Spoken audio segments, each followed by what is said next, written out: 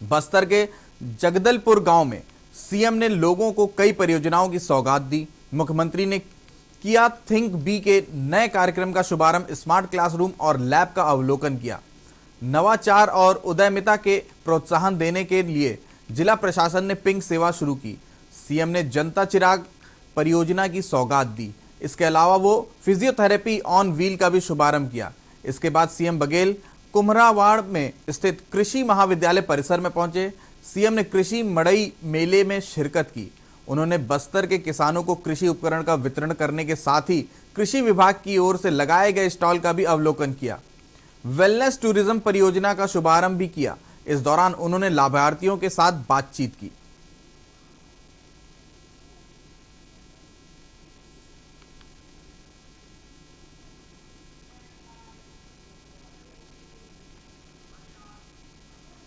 कोंडा गांव में हितग्राही सालों से अपने पक्के मकान के लिए प्रशासन से गुहार लगाते लगाते और फॉर्म भरते भरते थक गए हैं, लेकिन अब उनका हाथ भाजपा ने थामा है और जिला कार्यालय पहुंचकर प्रदर्शन किया।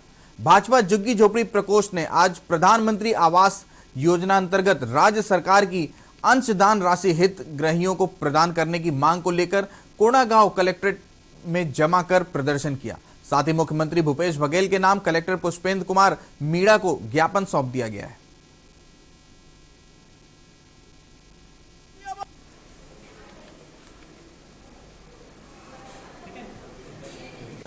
क्या है कि प्रधानमंत्री आवास हितग्राही जो लोग हमारे बीच में आए हुए हैं, ये लोग क्या है कि नगर पालिका का चक्कर मार मार के थक गए हैं और ये हितग्राही हैं जो कुछ लोगों को क्या है प्रधानमंत्री आवास स्वीकृति हुआ है, कुछ लोग क्या है कि फॉर्म भर भर के थक गए हैं और जिनका स्वीकृति हुआ है आधा अधूरा मकान बन करके तैयार है, लेकिन साल भर से चक्कर कार्यालय का चक्कर काट काट के थक गए हैं।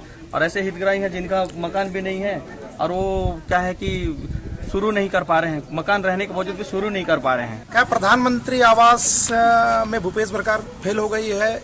2021-22 के लिए केंद्र सरकार से 6 लाख आवास आवंटित किए गए थे, जिसमें भूपेश बघेल ने 1,20,000 आवास रखे, 4,80,000 आवास उन्होंने वापस कर दिया। इससे भूपेश बघेल जी का नुकसान तो नहीं हो रहा है, गरीब जनता मर रही है, उनके पास छत नहीं है। प्रधानमंत्री जी की सोच थी कि 2022 तक सभी जिनके पास छत नहीं है, पक्के मकान नहीं है, सबको मकान मिले। आप बाजू के राज्य उड़ीसा में जाकर देखिए, उड़ीसा में अब छत्तीसगढ़ से ज्यादा प्रधानमंत्री आवास बन रहे हैं और वहाँ 90 दिन का टारगेट दिया गया है। जो हितग्राही 90 दिन में अपने आवास का पूर्ण कर लेता है तो वो पंचायत उसको 20,000 रुपये प्रोत्साहन राशि देती है, इससे वो अतिरिक्त काम करवाता है। और उड़ीसा कोई दूर नहीं है, हमारे से बिल्कुल लगा हुआ है। मैं 4 बार फार्म भरी हूँ, मैं नगर पालिका गई थी, नहीं आया है तुम्हारा नाम बोले, वहाँ पे सबको भी दिखाई, सीएमओ से भी मिलाई, तुम्हारा फार्म नहीं आया है, तुम्हारा नाम नहीं आया है बोले। और मेरे को फिर मैं जाने से एक ठो फार्म पकड़ा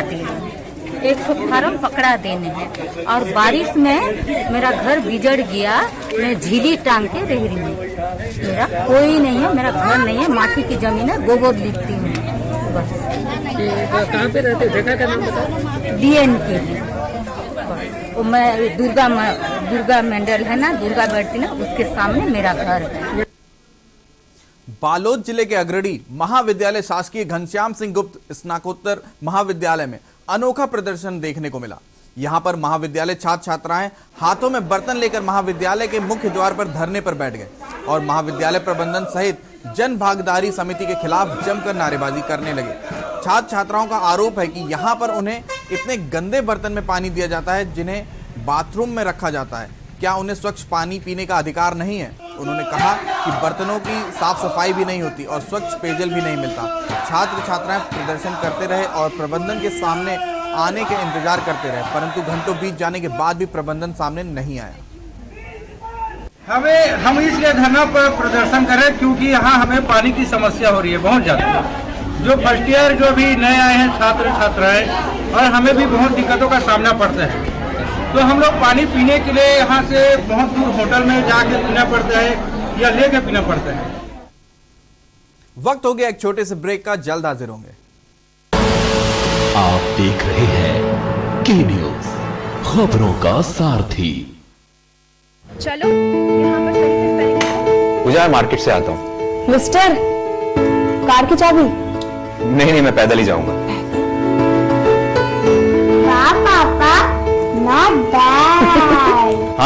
अपनी दिल्ली सरकार बोलती है कि पॉल्यूशन कम करने के लिए हफ्ते में एक बार अपनी गाड़ी से एक ट्रिप कम करें और उसकी बजाय पब्लिक ट्रांसपोर्ट या कारपूल का इस्तेमाल करें।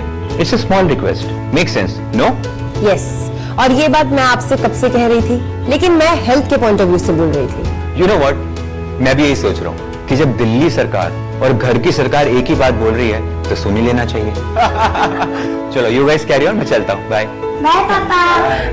एक हफ्ते में आप जितनी बार गाड़ी निकालते हैं अब से बस एक बार कम निकालें। बस एक ट्रिप कम, आप मिलकर अपने हिस्से का पोल्यूशन कम करें। हफ्ते में गाड़ी का बस एक ट्रिप कम करें। स्वाद और खुशबू में झूम के भाई लेके आए गोल्डी मसाले। गोल्डी मसाले, खुशबू और स्वाद ऐसा तो रिश्तों में गुस्सा कैसा। सुबह के लिए उड़ चला गैरों की जमीन पर, खुशबू अपने पन की ढूंढता। दूर कितना भी जाओ, इस जुबान से दूर ना जा पाओगे। रुमल, बोलो जुबान केसरी। दिल्ली सरकार के स्कूलों के 3 लाख बच्चे, उनके 51,000 बिजनेस आइडियाज और सरकार की ओर से 60 करोड़ रुपए का सीड कैपिटल। ये है दुनिया का सबसे बड़ा startup program business blasters. Business blasters program के हर एपिसोड में हम मिलेंगे ऐसी ही 3 टीमों से जो इन्वेस्टर्स के सामने अपने बिजनेस आइडिया को करेंगी पिच, ताकि उन्हें अपने बिजनेस के लिए मिल सके इन्वेस्टमेंट। अब कल के बड़े बड़े बिजनेसमैन एंड वुमेन निकलेंगे दिल्ली सरकार के स्कूलों से। बिजनेस ब्लास्टर्स 28 नवंबर से हर रविवार शाम 7 बजे प्रमुख टीवी चैनल्स पर। आप देख रहे हैं के न्यूज, खबरों का सारथी। ब्रेक के बाद आपका स्वागत है। अगली खबर बलौदा बाजार से है, जहां जिले में आगामी 1 दिसंबर से 3 नए केंद्र सहित 176 उपार्जन केंद्रों के जरिए धान खरीद की जाएगी। इस साल राज्य सरकार द्वारा जिले में 3 नए धान खरीद केंद्र मोहदा, सरवा एवं सकलोर स्वीकृत किए गए हैं। वहां धान बेचने के लिए इस साल 1,78,000 से ज्यादा किसानों ने पंजीकरण कराया है। साथ ही पिछले साल की तुलना में इस साल 12,715 ज्यादा किसानों का पंजीयन किया गया है। समिति कर्मचारियों के हड़ताल से वापसी के बाद उपार्जन केंद्रों की संपूर्ण तैयारी 26 नवंबर तक पूर्ण करके रिपोर्ट प्रस्तुत करने को कहा है।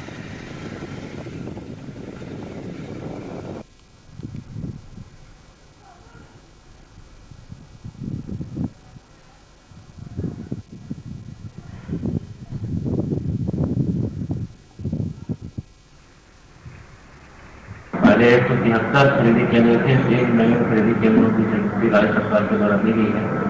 रसों ब्लॉक में 2 और 1 केंद्र ब्लॉक में।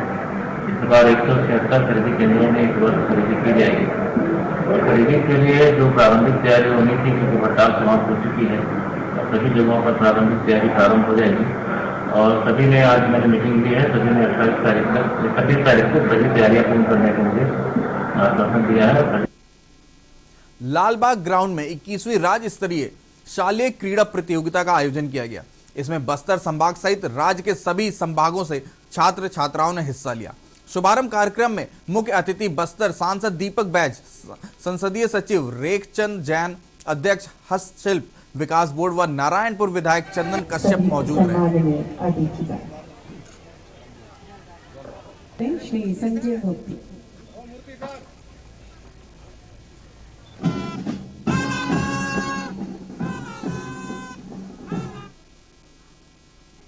कोंडा गांव पुलिस को बड़ी सफलता हाथ लगी है। पुलिस ने वारदात को खुलासा करते हुए आरोपी पति को गिरफ्तार कर लिया है। आरोपी लखमू मरकाम को केशरपाल भानपुरी के जंगल से गिरफ्तार किया गया है, जिसने अपनी ही पत्नी को जमीन में सिर पटक पटक कर मौत के घाट उतार दिया था।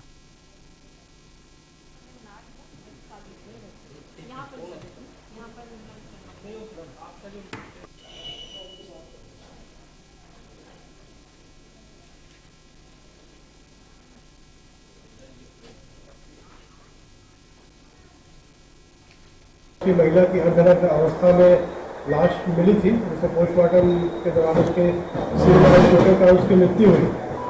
तो इसमें जब हत्या का अपराध दर्ज करके इसकी पतासाजी की गई तो पता चला कि ये अपने पति लखनऊ मरकाम के साथ अंतिम बार देखी गई थी। उसी के आधार पर जब पूछताछ पतासाजी और विवेचना किया गया, इसका पति लखनऊ मरकाम जो है इसके बाद अंतिम बार देखा गया, उसके बाद से फरार था। तो शक की सुई इसके परिवार और परिस्थिति जन साक्ष्य जो है इसके पति को इंगित कर रही थी। तो काफ़ी समय से पतासाजी की जा रही थी। इसके लिए टीम जो विभिन्न जगह छापेमारी की, जिसमें तमिलनाडु भी टीम इसके पीछे गई थी, वहाँ काम करता था ये। फिर अभी हमको सूचना मिली कि ये भानपुरी में इसका पति छुपा हुआ है, तो वहाँ पे उसके पति गिरफ्तार किया गया लखनऊ को। फिलहाल के लिए भारत की बात में इतना ही। बने रहिए के न्यूज के साथ। नमस्कार।